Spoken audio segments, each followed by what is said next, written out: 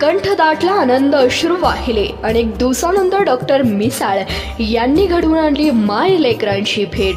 हृदयस्पर्शी कहाणी.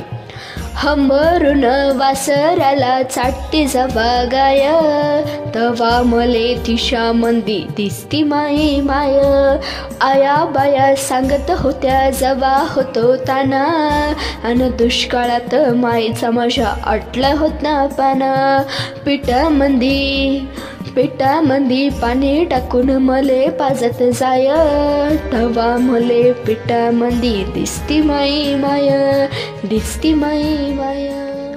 नमस्कार, तुम्ही पाहत आहात CBS न्यूज मराठी. मुख्य संपादक चांदभैया शेख यांच्या लेखणीतून साकार झालेला हा स्पेशल रिपोर्ट. आज जर तुम्ही कोणासोबत 10 मिनिट बसला तर तुम्हाला समजेल की हे जग किती स्वार्थी आहे आणि ते प्रत्येकजण स्वार्थासाठी जगतोय.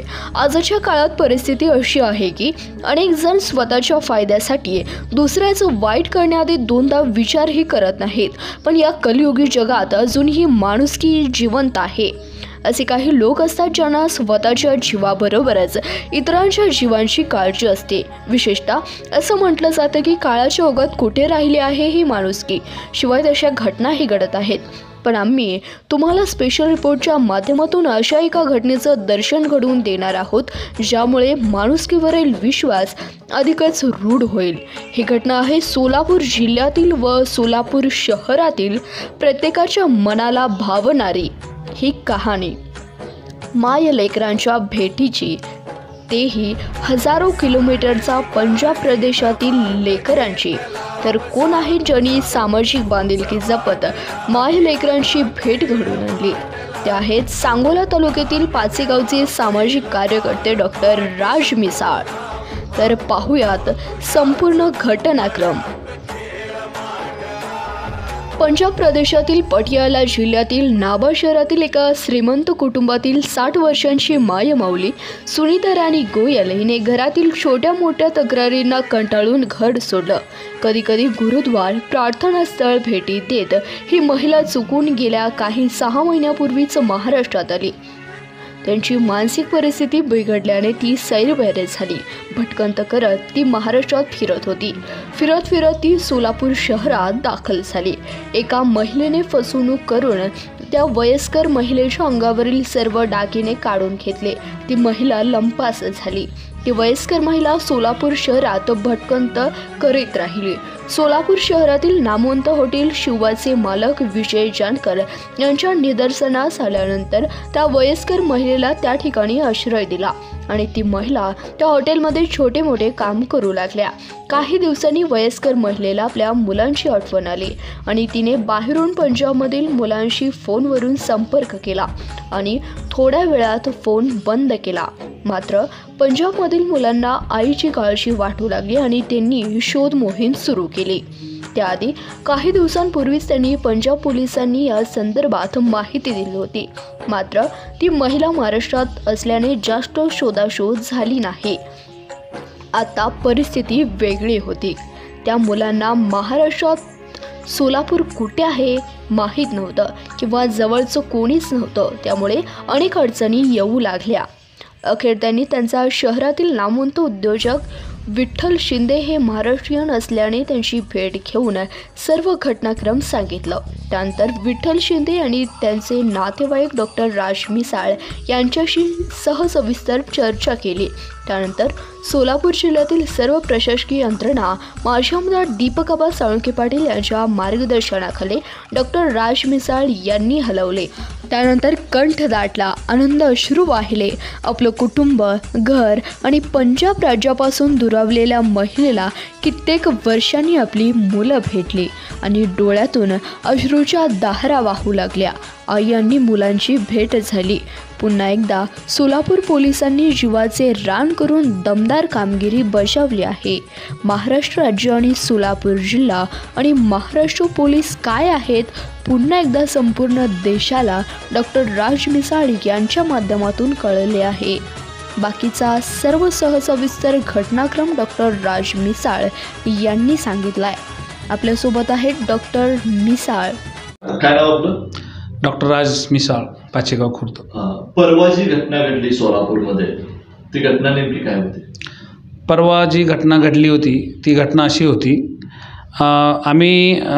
आम्हाला NCP कार्यालय मुंबई इथून फोन आला की आपण शपथविधीसाठी येणार आहात, आपले पास उपलब्ध आहेत. त्यानंतर मी माझे नेते दीपक साळुंखे पाटील यांची परवानगी घेतली. त्यांनी सांगितलं जायचं असेल तर जा, तुला जायची इच्छा असेल तर मी काही नकार देणार नाही, तुला जायचं असेल तर जा. मग आम्ही काही आमचे जे कार्यकर्ते आहेत त्यांची मुंबईला जायची तयारी चालू केली आणि जायचं ठरलं मुंबईला शपथविधीच्या कार्यक्रमासाठी. परंतु रात्री माझे मेहुणे जे पंजाबमध्ये असतात त्यांचा फोन आला मला की तुम्ही उद्या काय करताय म्हणून. तर मी त्यांना म्हटलं की आमची मुंबईला जायची तयारी चालू आहे शपथविधीसाठी. तर माझं जरा काम होतं म्हटले. मी म्हटलं काय काम होतं सांगा.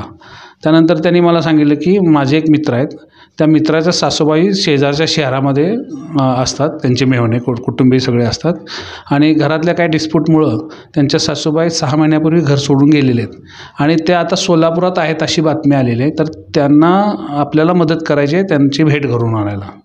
मग मी माझ्या मेहुण्यांना विठ्ठल शिंदे म्हणून आहेत, ते गलाई व्यवसाय करतात पटियाला जिल्ह्यामध्ये समाना म्हणून शहर आहे तिथे.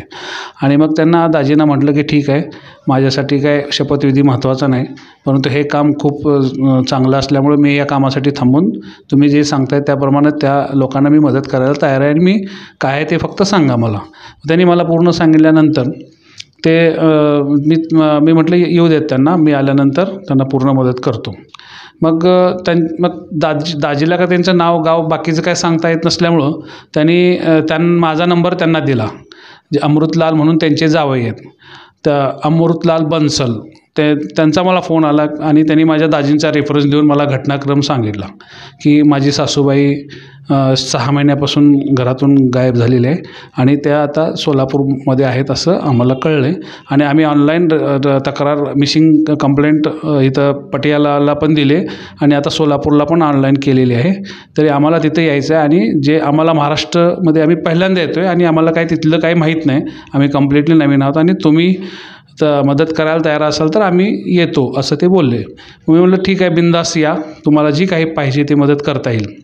त्यानंतर त्यांनी रात्री 11:30 अमृतसरहून फ्लाईट पकडून ते पुण्याला येणार होते पहाटे 3:30 वाजता. त्यानंतर त्यांना म्हटलं मग तुम्ही पहाटे 3ला कॅब पकडून सोलापूरला जाण्यापेक्षा माझ्या भावाचं हॉटेल आहे चांदणी, तिथे या, मी तिथंच तुमची सोय करतो आणि सकाळी फ्रेश होऊन आपण सोलापूरला पोलीस स्टेशनला जाऊयात. तर ते तसं तयार झाले. मग ते 3:30 वाजता कॅब पकडून सकाळी 7-7:30पर्यंत पाचेगावला आले. त्यांना तिथं रूम देऊन त्यांचं सगळी व्यवस्था केली आणि नाश्ता करून आम्ही निघालो. जाताना वाटेत दीपक सांगितलं की आबा असा असा विषय आहे, सोलापुरात थोडी आयुक्तालयामध्ये आपल्याला मदत पाहिजे, एक मिसिंग केस आहे. आबाला थोडक्यात ती माहिती दिली. आबानी मग म्हटले जा तू, तिथं काय प्रॉब्लेम आहे ते बघ आणि मला सांग, तसं मी त्या प्रकारे मदत करतो.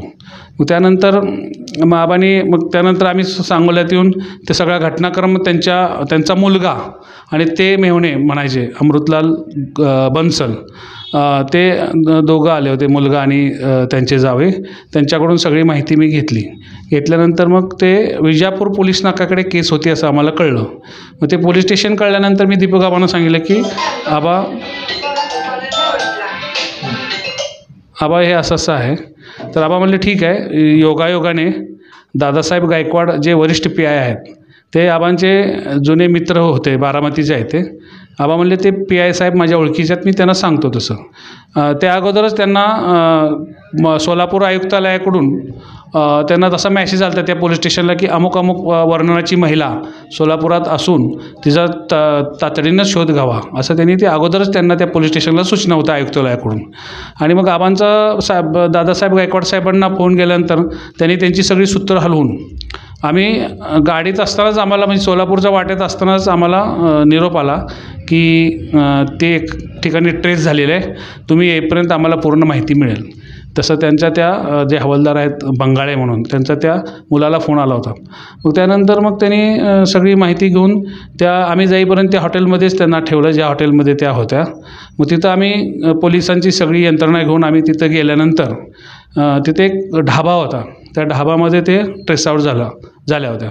तत्पूर्वी काय झालं होतं की त्या महिला तिथं राहिल्यानंतर त्यांनी दिलेली माहिती अशी की घरात थोडंसं काही कुरबूर झाल्यानंतर ते म्हणजे प्रार्थनास्थळाकडे जात होत्या. म्हणजे वय 60-65 वय होतं त्यांचं. गुरुद्वारा चर्च त्यामध्ये फिरत होत्या त्या.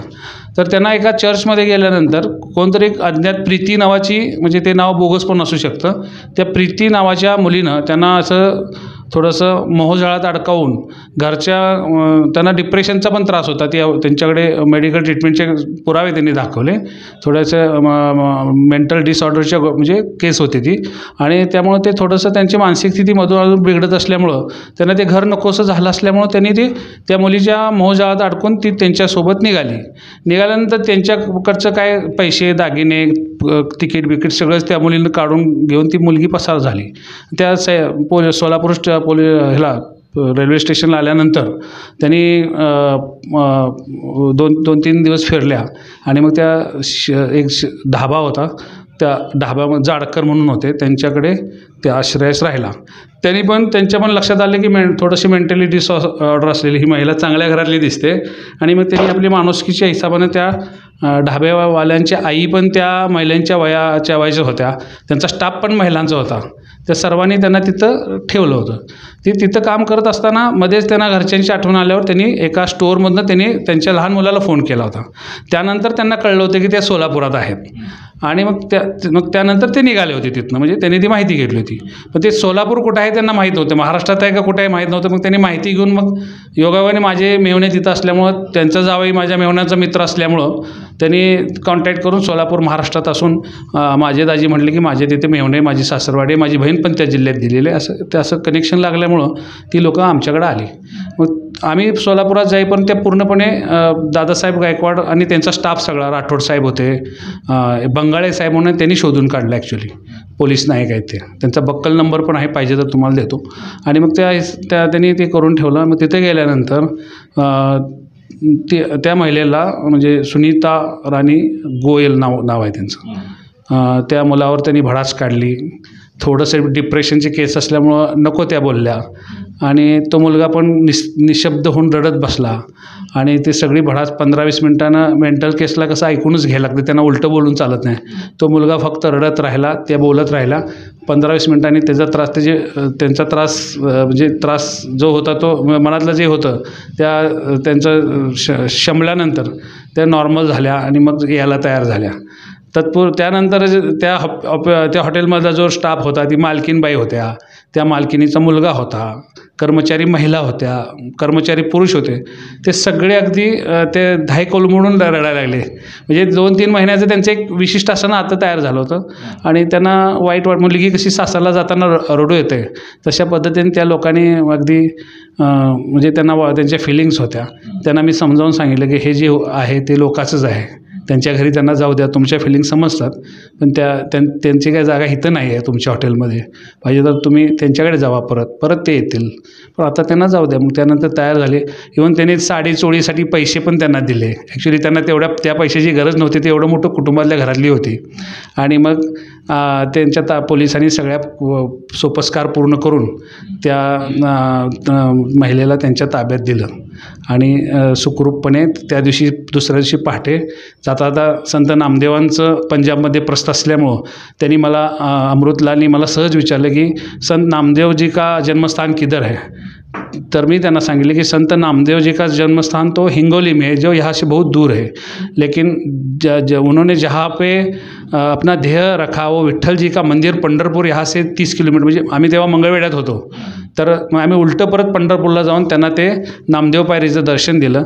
नामदेव पायरीला दर्शन दिल्यानंतर त्यांना ते पायरी वगैरे काही कळलं नाही. मी त्यांना सांगितलं की हे विठ्ठलाचं मंदिर आहे, आणि ह्या मंदिराच्या ह्यांचे ते भक्त होते नामदेव महाराज, आणि त्याने इथं ध्येय ठेवला, त्याची समाधी आहे म्हणून सांगितलं त्यांना.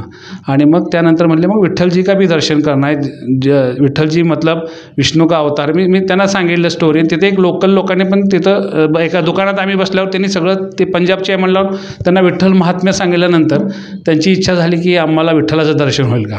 मग ते आम्ही विठ्ठलाचं दर्शन पण त्यांना घडवलं आणि ते दर्शन करून अगदी चांगल्या मनाने महाराष्ट्राचा एक चांगला अनुभव घेऊन रडत रडत आमच्यापासून ते गेले. आम्ही राहायची त्यांना विनंती केली, परंतु त्या महिलांच्या काही औषधं ट्रीटमेंट करण्याची गरज होती, सायकॅट्रिस्टकडे न्यायची गरज होती आणि त्यामुळे इथं ठेवणं तसं म्हणजे धोकादायकच होतं, जेणेकरून त्या कुठं तर गेल्या असत्या, परत त्यांचं अपसेट झालं असतं. मग आम्ही त्यांना त्या दिवशी संध्याकाळची दुसऱ्या दिवशी पहाटेची पुण्यातनं फ्लाईट बुक केली आणि त्यांना पंढरपुरातून गाडी करून डायरेक्ट पंजाबला पाठवलं. आता हे जे सामाजिक कार्य तुम्ही केलं, सामाजिक कार्य केल्यानंतर मानसिक समाधान काय होतं? नाही, मला तुम्ही चांगला प्रश्न विचारला आहे. शपथविधीचा जाण्याचा जो आनंद होता तो वेगळाच होता, कारण मला स्पेशल निमंत्रण होतं प्रांतिक सदस्य असल्यामुळं, with kind permission of Deepak Aba. म्हणजे मी आबांच्या परवानगीशिवाय, आबा काय आता राष्ट्रवादीत नाहीत ना, तर आबांची परवानगी घेतली, सहज मागितली तर आबा म्हणले अरे तू व्यक्ती स्वातंत्र्य आहे, तुला जायचं असेल तर जा. हे एक समाधान खूप मोठं होतं. मग मी आमचे हरिहर सर, विनायक मिसाळ, अनिल जगदाळे आम्ही जायची तयारी केली होती, पण ती तयारी करायच्या अगोदर म्हणजे तयारी झाली आणि मला दाजींचा फोन आला आणि मग माझा तर ओढा सामाजिक भावने म्हणजे सामाजिक कामाकडेच आहे आणि मला ती अपॉर्च्युनिटी वाटली की एखाद्या कुटुंबाला रियुनियन करायची एक आयुष्यात म्हणजे खूप मोठी संधी मला दिली. शपथविधीचं काय माझ्यामुळं शपथविधी राहिला नसता किंवा मी नाही म्हणजे तिथं माझं अस्तित्व शून्य होतं, पण हिथं माझं अस्तित्व माझ्या अस्तित्वानं सगळं म्हणजे जे होतं ते मी करणार होतो किंवा माझ्या ओळखीमुळे होणार होतं आणि त्या कुटुंबाला आयुष्यभर महाराष्ट्र काय आहे हे ते कधी विसरू शकणार नाहीत असं त्यांची भावना जाताना मला त्यांनी बोलून दाखवली. इवन दो ते बोलतील पण तुम्हाला परत, आणि ते समाधान मला आयुष्यभर आनंद देणारं समाधान आहे. आणि मी त्या दिवशी स्टेटस पण ठेवला की माझ्या आयुष्यातला सगळ्यात चांगला दिवस आज गेला, अशी माझी भावना. अजितदादा उपमुख्यमंत्री पदाची शपथ घेणार होते आणि तो तुमच्या आयुष्यातला खूप छान दिवस होणार होता किंवा येणाऱ्या भविष्यकाळामध्ये दादा मुख्यमंत्री होतील, उपमुख्यमंत्री होतील, अजून काही शपथ घेतील. मात्र हा जो दिवस होता जे एका आईला त्याच्या मुलाची भेट घालून दिली, हे क्षण पुन्हा आयुष्यात कधीच येणार नाही. मला हा म्हणजे अभूतपूर्व असा होता. कधी भविष्यात म्हणजे भूतकाळात पण कधी मी तशी म्हणजे इन्सिडन्स बघितलं नाही. तुम्हाला लिटरली सांगायचं तर तेव्हा जेव्हा पोलीस न्यायला आले तसं त्या स्टाफला कळलं तर ते सैराभैरा झाले. म्हणजे सैराभैरा काय घाबरून नाही झाले, त्यांना वाटलं ही म्हातारी आपल्यातून जाणार आहे. आणि ते मी प्रत्येकाचं निरीक्षण करू, कारण पोलीस बोलत होते, मी माझं अस्तित्व त्याने त्या म्हातारीला मी कोण आहे माहीत नव्हतं, मी पोलीस आहे का कोण आहे का किंवा त्यांच्या जावायचा मित्र त्यांना काय माहिती आहे मी कोण आहे. त्यांना वाटलं मी स्टाफपैकीच एक असेल. त्यामुळे मी सर्वांचं शांतपणे बसून निरीक्षण करत होते की काय चाललं आहे, तर मी ती कशी आले असेल काय आलं असेल. तर मी त्या कर्मचाऱ्यांचं पण म्हणजे निरीक्षण करत होतो. ते त्यांच्या चेहऱ्यावर दुःखाची छाया होती आणि ही म्हातारी आता आपल्यातनं कायमची निघून जाणार हे दुःख त्यांच्या चेहऱ्यावर होतं आणि ते मी निरीक्षण करत होतो. आणि जेव्हा ते एकमेकाला मिठी मारून रडायला लागले आणि तेव्हा ते हवालदार साहेब होते राठोड, त्यांच्या डोळ्यात पण पाणी आलं. आणि त्या महिला ज्या पोलीस कर्मचारी होत्या त्या मुलीच होत्या, म्हणजे तरुण मुली होत्या, त्या पण रडताना मी पाहिले रुमालाने डोळे बसताना. आणि हे एक अविस्मरणीय असा भावनिक क्षण माझ्यासाठी होता आणि जे मी फील केला आणि जे काय काम करावं ते असलंच काम करावं ही भावना झाली माझी. आता या घटनेला 2 दिवस पूर्ण होऊन गेले. हां, परवा दिवशी महिलेशी त्यांचे जे नातेवाईक आहेत त्यांच्याशी आता या 2 दिवसांमध्ये काही संपर्क? हो, मला 5-6 वेळा फोन केला. म्हणजे वाटेत असताना दिल्लीत पोचल्यावर फोन केला, दिल्लीतनं गाडी पकडल्यानंतर घरी पोचल्यावर फोन केला. त्यांचं येण्या जाण्यात 48 तासात त्यांची झोप झाली नव्हती. म्हणून मी काय केलं, मी स्वतः फोन नाही केला त्यांना, कारण मला माहीत होते की ते झोपलेच नाहीत. येताना कॅबमध्ये 1 तासभर झोपले असतील, जाताना मी जी गाडी करून पंढरपुरात नेली त्या तासभर झोपले असतील. म्हणजे प्रवासातच ते 1-2 तास झोपले असतील हे जाणीव मला असल्यामुळे मी स्वतः फोन नाही केला. पण त्यांनी मला वेळोवेळी, इवन तो आत्ता अर्ध्या तासापूर्वी त्यांचा फोन आला होता मला आणि विचारत होते की तुम्ही कसे आहेत वगैरे, कसे आहे. आणि आम्हाला खूप छान वाटलं असं तसं, तुमचे उपकार म्हणजे आयुष्यभर विसरणार नाही. आणि महाराष्ट्र काय आहे म्हणजे दाखवून दिलं. आम्ही पुस्तकात वाचलं होतं, आम्ही इतिहासात वाचलं होतं, पण महाराष्ट्र काय आहे आम्हाला कळलं म्हटले ते.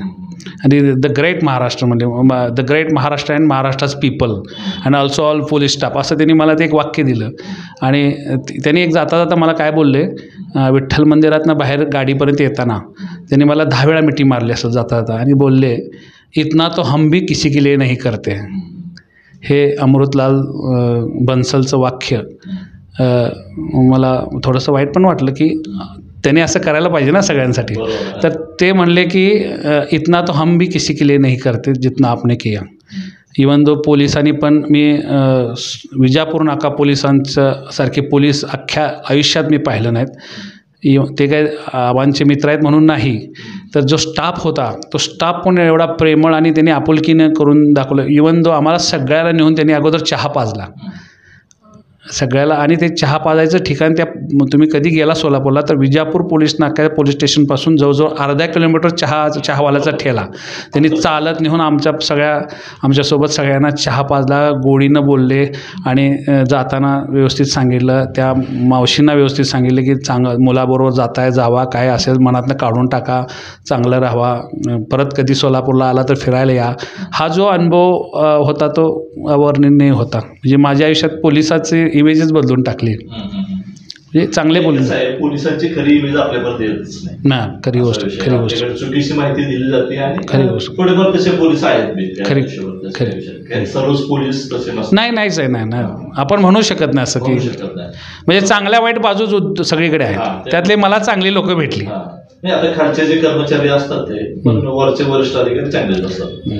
धन्यवाद सर. तुमच्या येणाऱ्या काळामध्ये सामाजिक कार्य असंच तुमचं चालू राहावं असं CBS न्यूज कडून तुम्हाला आभारी आहे. आणि अशी कुठल्या मातेला आणि कुठल्या मुलाला वेळ येऊ नये एकमेकापासून लांब जायची.